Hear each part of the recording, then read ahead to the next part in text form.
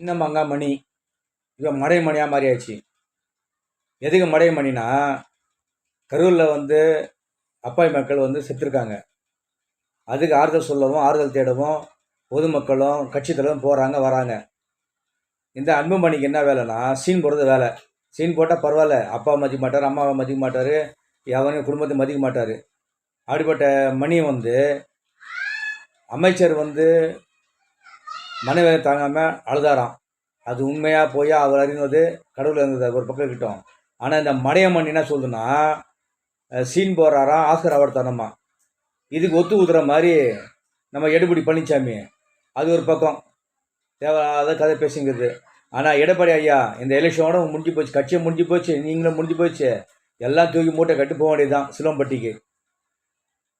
மாங்காய் மணி சின்ன மாங்காய் இப்போ மடைய மாங்காய் மாறியாச்சு. மடையான் மாங்காய் அரசியலை விட்டோம், கட்சி விட்டோம் வந்து அப்புறப்படுத்த வேண்டிய நேரம் வந்தாச்சு.